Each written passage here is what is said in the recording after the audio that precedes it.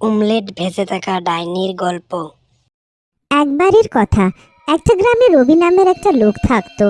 ও সবজি বিক্রি করত, কিন্তু অনেক পরিশ্রম করার সত্ত্বেও ও ভালো রোজগার করতে পারতো না। এই কারণে ও অনেক চিন্তিত ছিল। একদিন রবি কাজ থেকে ফেরে। বাড়িতে তার বউ গঙ্গু তার অপেক্ষা করতে থাকে।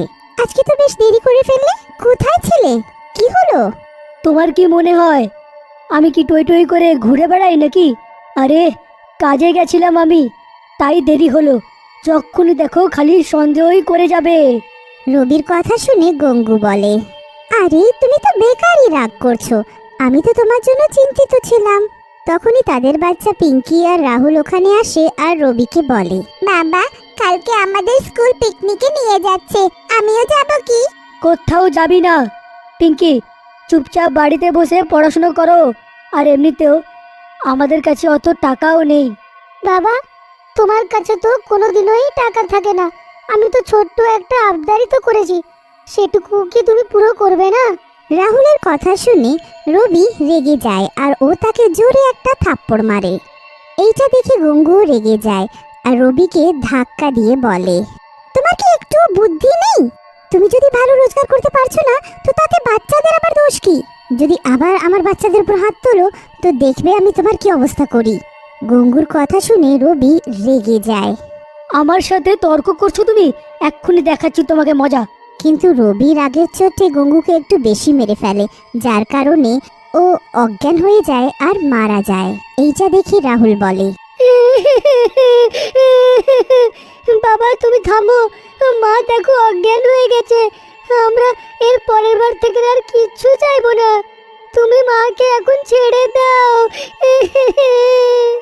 রাহুল আর পিঙ্কির কথা শুনে রবি থেমে যায় আর নিচে পড়া গঙ্গুর কাছে যায় আর তাকে দেখে, কিন্তু ও মরে গিয়ে থাকে। এইটা দেখে রবি ভয় পেয়ে যায়। এই গাঙ্গু তো মরে গেছে, কি করব আমি? পুলিশ তো আমাকেই ধরবে, কিছু একটা করতেই হবে। নিজের মৃত মাকে দেখে রাহুল আর পিঙ্কি অনেক রেগে যায়। বাবা তুমি এটা কি করলে? মাকে মেরে ফেললে। তুমি কিন্তু এটা একদম ভালো করলে না। আমরা এখনই পুলিশের কাছে যাব আর তোমাকে ধরিয়ে দেব। রাহুলের কথা শুনে রবি আরো ঘাবড়িয়ে যায় আর ওখান থেকে পালিয়ে যায়। রাহুল আর পিঙ্কি তাদের মায়ের মৃতদেহের কাছে দাঁড়িয়ে কাঁদতে থাকে। গ্রামবাসীদেরকে তারা কিছুই বলে না আর গ্রামবাসীরা গঙ্গুর অন্ত্যেষ্টিক্রিয়া করে দেয়। কিন্তু রাতে, রাহুল দাদা, আমার একা বাড়িতে অনেক ভয় লাগছে আর খিদেও পেয়েছে। পিঙ্কির কথা শুনে রাহুল বলে, পিঙ্কি তুই এত ঘাবড়ে যাচ্ছিস কেন? আমি আছি তো, আমার থাকতে তোর চিন্তা করার কোনো প্রয়োজন নেই। তুই দাঁড়া, আমি এখনই আসছি। রাহুল খাবারের খোঁজে ঘর থেকে বেরোয়, কিন্তু ও কিছুই খুঁজে পায় না আর ও খালি হাত ফিরে আসে। এই পিঙ্কি শোন, আমার মনে হয় আমাদেরকে ক্ষুধার্ত ঘুমাতে হবে, কারণ আমি তো বাইরে কিচ্ছু পেলাম না আর বাড়িতেও খাওয়ার জন্য কিচ্ছুই নেই। রাহুলের কথা শুনে পিঙ্কি বলে, তুমি চিন্তা করো না দাদা, আমার আর খিদে নেই। তারপর দুজনে জল খেয়ে ঘুমিয়ে পড়ে। রাতে দরজায় কেউ ঠক দেয়, দুজনে উঠে পড়ে। তারপর রাহুল গিয়ে দরজা খুলে দেখে দ্বারে গঙ্গুর আত্মা দাঁড়িয়ে থাকে। গঙ্গুর আত্মাকে দেখে রাহুল খুশি হয়ে যায়। আত্মাটা ঘরের ভেতরে চলে আসে। পিঙ্কিও নিজের মায়ের আত্মাকে দেখে খুশি হয়ে যায় আর তাকে জড়িয়ে ধরে। গঙ্গুর আত্মাও নিজের বাচ্চাদেরকে দেখে কাঁদতে লাগে আর বলে, ঠিক বললে আমার সোনা, আমি তোমাদেরকে ছেড়ে কোথাও যেতে পারলাম না, আর দেখো ভগবানও আমাকে পাঠিয়ে দিয়েছে ফেরত তোমাদের কাছে। তারপর গঙ্গু নিজের কাছ থেকে রাহুল আর পিঙ্কিকে খাবার দেয়। দুজনে পেট ভরে খেয়ে ঘুমিয়ে পড়ে। পরের সকাল গঙ্গু রাহুল আর পিঙ্কিকে নিয়ে অন্য একটা গ্রামে চলে যায় আর নিজের রূপ পাল্টে ডিম বিক্রি করার ঠেলা লাগায়। আমি গ্রাম থেকে তো বাইরে চলে এসেছি ভগবান, যাতে কেউ আমাকে চিনতে না পারে। ভগবান আমার সাহায্য করো, যাতে আমি আমার বাচ্চাদের পালন পোষণ করি। তারপর গঙ্গু রোজ ডিমের ঠেলা লাগাতো আর ডিম আর অমলেট বিক্রি করত। তার অমলেট আর ডিম বেশ সুস্বাদু থাকতো। এই কারণে দূর থেকে লোক ওর কাছে আসতে লাগলো। গঙ্গু বৌদি, তুমি যে মামলেটটা বানাও না, সেটা খুব সুস্বাদু হয়। হ্যাঁ, আমি এরকম মামলেট নিজের জীবনে কোনো দিনও খাইনি। গ্রামবাসীর কথা শুনে গঙ্গুর আত্মা বলে, সত্যি দাদা, কিন্তু আমার বরের তো আমার হাতের খাবার একদম পছন্দ নয়। গাঙ্গুদি, ক্ষমা করবেন, তাহলে তো আপনার বর কিচ্ছুই জানে না আপনার বানানো মামলেট হেব্বি সুস্বাদু। যেই যেই সময় কাটে গঙ্গুর কামাই বেড়ে যায়, আর রাহুল আর পিঙ্কিও অনেক খুশি থাকতে লাগলো। কিন্তু তাদের ভাগ্যে খুশি বেশি দিনের জন্য ছিল না। গঙ্গুকে অনেকজন ঈর্ষাও করত। একদিন রানা নামের একজন ঠেলাওয়ালা নিজের বন্ধু কালাকে বলে, চবের থেকে রে গাঙ্গু এখানে ঠেলা লাগিয়েছে, আমার তো ব্যবসা বন্ধ হয়ে গেছে। কে জানে কি মেশায় নিজের মামলেটে যে সব লোকেরা খায়। এত রাগ হয় না ওকে দেখলে? হ্যাঁ দাদা, ঠিক বললে, আমি তো এটাই চাই। জবের থেকে এসছে, আমাদের ব্যবসা বন্ধ করে ফেলেছে।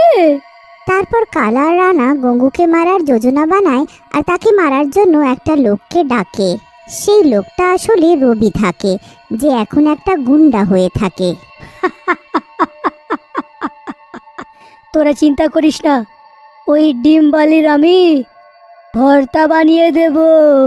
তোরা শুধু বল ও কোথায় ঠেলাটা লাগায়। তারপর রবি কালা আর রানার বলা জায়গাতে গঙ্গুর ঠেলার কাছে পৌঁছে যায় আর গঙ্গুর পেছনে দাঁড়িয়ে বলে, এই মেয়ে, তুই আমার বন্ধুদের ব্যবসা বন্ধ করিয়ে দিয়েছিস। তুই আজকের পর থেকে এইখানে আর ঠেলাটা লাগাতে পারবি না। রবির কথা শুনে গঙ্গুর আত্মা পাল্টে দেখে। রবি গঙ্গুকে দেখে হয়রান হয়ে যায় আর ভয়ে বলে, গাঙ্গু, তুই তুই কি করে বেঁচে আছিস? আমি তো তোকে নিজের হাতে মেরেছিলাম। রবির কথা শুনে গঙ্গু হাসে আর বলে, তোর মৃত্যু আমার হাতেই হবে। তাই মনে হয় ভগবান আমাকে পাঠিয়েছে, আর আমি গঙ্গু নয়, তার আত্মা। হঠাৎ গঙ্গু নিজের ভয়াবহ ডাইনি রূপে চলে আসে আর রবিকে গলা ধরে তুলে নেয়। দম বন্ধ হওয়ার কারণে রবি ছটপট করতে লাগে। ছেড়ে দে গাঙ্গু, আমাকে ছেড়ে দে, আমি আর কোনোদিন এরকম করব না। আমার ক্ষমা করে দে, এইবারে ক্ষমা কর। তখনই ওখানে রাহুল আর পিঙ্কি চলে আসে। রবির এই অবস্থা দেখে পিঙ্কি আর রাহুল গঙ্গুকে বলে, মা, তুমি বাবাকে এরকম করে মেরো না, তাকে মেরে নিজের হাতটা রক্তাক্ত করো না। হ্যাঁ, আমরাও এটাই চাই। পিঙ্কি আর রাহুলের কথা শুনে গঙ্গু রবিকে দূরে ছুঁড়ে ফেলে আর বলে, দেখলি দুষ্ট, তোর এত খারাপ ব্যবহারের সত্ত্বেও আমার দুটো বাচ্চা তোর প্রাণ বাঁচাতে চায়। যা, পালিয়ে যা এখান থেকে। কিন্তু তখনই ওখানে কালা আর রানা চলে আসে আর পিঙ্কি আর রাহুলকে ধরে ফেলে আর বলে, অনেক হয়েছে তোদের প্রেম পীড়িত। গাঙ্গু, তুই আমাদের অনেক ক্ষতি করে দিয়েছিস রে। শোন, তোকে তো এখন আমরা ছাড়ছি না। এতটা বলে কালা আর রানা হাতে চাকু বার করে আর রাহুল আর পিঙ্কির গলার উপর রেখে দেয়। কিন্তু তখনই রবি তাদেরকে জোরে ধাক্কা দেয়। দুজনে পড়ে যায় আর পিঙ্কি আর রাহুল মুক্ত হয়ে যায়। এটা তুই কি করে ফেললি রে রবি? সবচেয়ে প্রথমে এখন তোর নম্বর লাগাবো। এতটা বলে রানা আর কালা রবিকে চাকু মেরে দেয়। রবি আহত হয়ে পড়ে যায়। গঙ্গুর অনেক রাগ হয় আর ও তাদেরকে তুলে দূরে ছুঁড়ে ফেলে দেয়, যার কারণে দুজনেই মারা যায়। গঙ্গু রবির কাছে যায় আর বলে, আজ তুমি আমার দুটো বাচ্চার প্রাণ বাঁচালে, এই কারণে আমি তোমার সব দোষ ক্ষমা করছি। গঙ্গুর কথা শুনে রবি কাঁদতে লাগে আর বলে, আমায় আমায় ক্ষমা করো গাঙ্গু, আমার দ্বারা অনেক বড় ভুল হয়ে গেছে, আমাকে ক্ষমা করে দাও। রবির কথা শুনে গঙ্গু বলে, তোমাকে আমি ক্ষমা তখনই করব যখন তুমি নিজের বাচ্চাদের খেয়াল রাখবে। আমি আমার বাচ্চাদের জন্য অনেক টাকা রেখেছি, আর এবার এই ডিমের ঠেলা তুমি সামলাও। আমি ওদের ভালো মতন খেয়াল রাখবো, আর এর পরের বার থেকে টাকার পেছনে আমি ঘুরবো না, অনেক পরিশ্রম করব। হ্যাঁ, অনেক। তারপর গঙ্গুর আত্মা ওখান থেকে গায়েব হয়ে যায়।